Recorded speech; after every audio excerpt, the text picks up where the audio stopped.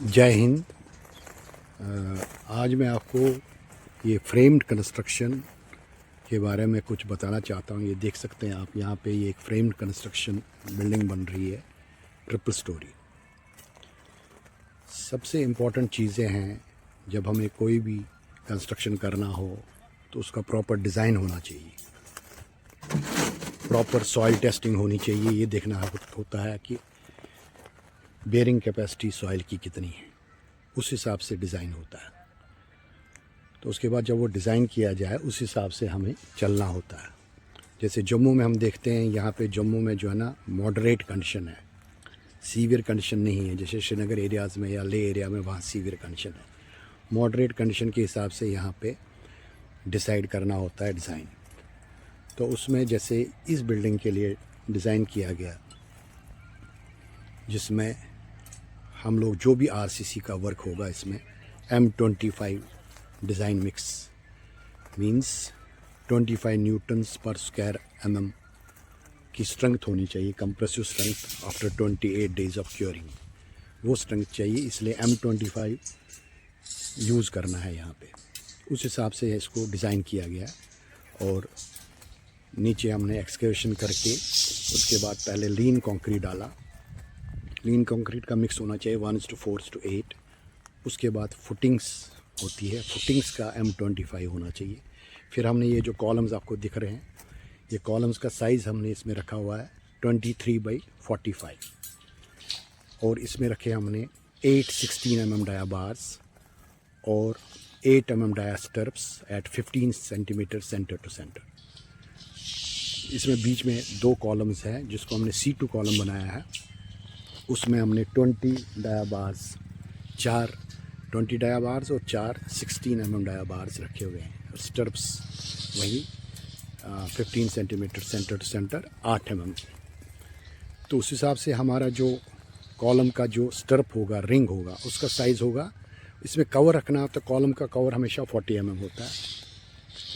तो 40 mm on both sides means जैसे हमने 45/23 का कॉलम रखा है तो 23-8 तो 15 बाई, और जो 45 हमने रखा हुआ है 45-8, 4 एक साइड कवर, 4 एक साइड, तो 37, 15/37 का स्टर्प बना हुआ है। ये आप देख सकते हैं। ये proper design as per IS 456 जो ये कवर रखना होता है 40 mm फॉर कॉलम्स। फुटिंग्स में जो कवर होता है वो 50 mm का होता है। तो हमने यहाँ पे पहले लीन कंक्रीट डाला 1:4:8। उसके बाद हमने फुटिंग डाली, कॉलम को पहले इरेक्ट किया, कॉलम की जो लेंथ नीचे हमने 30 सेंटीमीटर चारों साइड से दे दी। उसके बाद हमने फुटिंग कास्ट की। फुटिंग का भी M25 डिज़ाइन मिक्स होना चाहिए, उसी हिसाब से M25 यूज़ किया गया। और उसके बाद हमने मास कंक्रीट किया।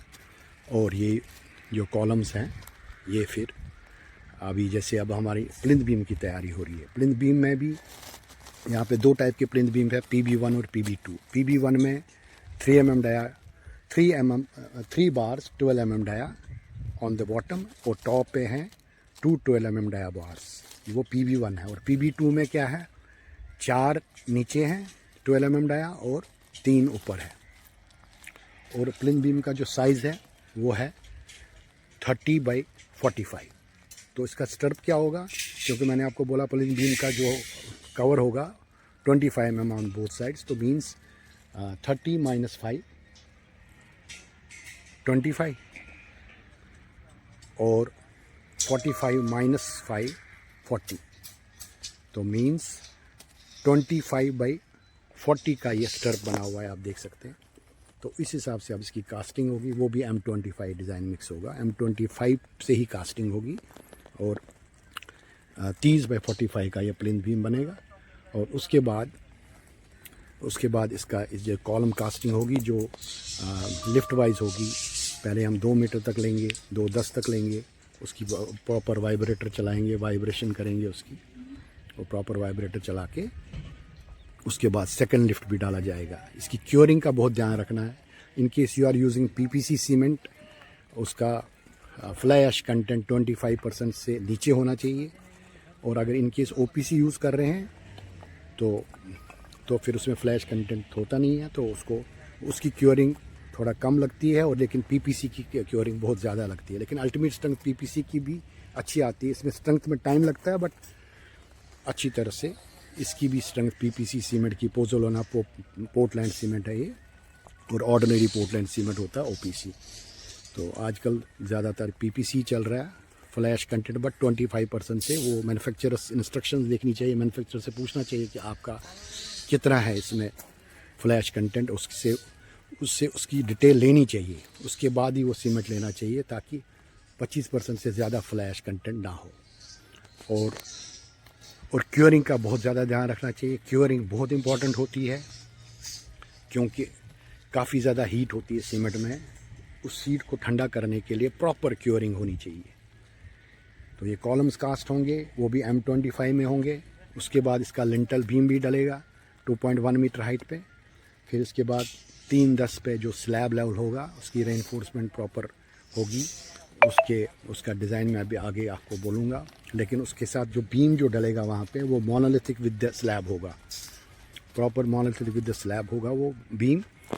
और उसके बाद ये ब्रिक वर्क वगैरह भी किया जाएगा। फॉर्म वर्क भी अच्छी तरह से रखना चाहिए। पीपीसी सीमेंट में फॉर्म वर्क ज़्यादा दे रखना चाहिए, क्योंकि इसका स्ट्राइकिंग पीरियड ज़्यादा है, क्योरिंग पीरियड ज़्यादा है। क्योरिंग ज़्यादा करनी पड़ती है पीपीसी में, ताकि स्ट्रेंथ अचीव हो जाए, प्रॉपर स्ट्रेंथ अचीव हो जाए।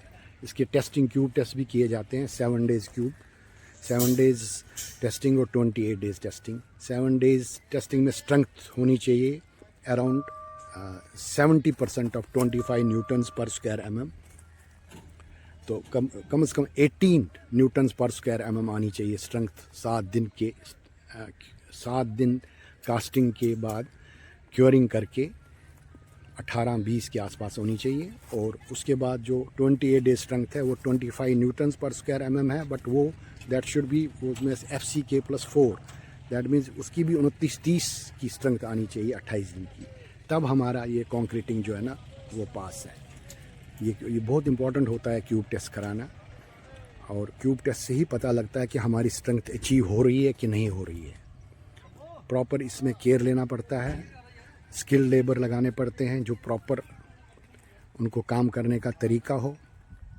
सुपरवाइज़र प्रॉपर होने चाहिए, इंजीनियर्स प्रॉपर होने चाहिए, जिनको साइट नॉलेज हो, प्रॉपर नॉलेज हो ड्राइंग रीड करने की, और कैसे रेनफोर्समेंट बांधा जाता है। देखिए, आप अगर रेनफोर्समेंट अगर आप देखेंगे तो जो रेनफोर्समेंट का हुक है दोनों साइड रखा जाता है।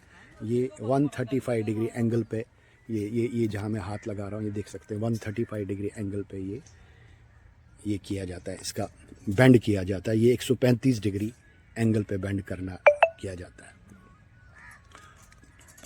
और जो कॉलम पे सबसे ज़्यादा लोड कॉलम पे होता है, इसलिए कॉलम्स जो है ना, कॉलम्स स्ट्रांग होने चाहिए, फुटिंग उसकी प्रॉपर होनी चाहिए, क्योंकि ऊपर से जो थ्रस्ट आती है उसको वो झेल पाए। इसी तरह से जो रेनफोर्समेंट होनी चाहिए, TMT बार्स होने चाहिए, 550D, ये आप देख सकते हैं TMT bars, proper TMT bars लगनी चाहिए हर जगह। और ये कॉलम आप देख सकते हैं, हमारे 2 columns 20 mm dia 4 bar, 20 mm dia 16 mm dia 4 bars भी है। उस हिसाब से हमने इसको ये जो डिज़ाइन करवाया है उस हिसाब से डिज़ाइन है। और प्रॉपर ये फ्रेम स्ट्रक्चर जो है अर्थक्वेक रेजिस्टेंट है, और ट्रिपल स्टोरी डिज़ाइन है ये, और प्रॉपरली इसको किया जा सकता है और प्रॉपर डिज़ाइन किया गया है। लेकिन बस ये जो साइड पे सुपरविजन है वो प्रॉपर होना चाहिए, that should be very good. And moderate condition के हिसाब से कवर्स रखे जाते हैं। जो स्लैब में कवर होता है वो 30 mm होता है M25 डिज़ाइन मिक्स में, as per IS 456, as per SP 23। और जो बीम का जो कवर होता है वो 25 mm होता है।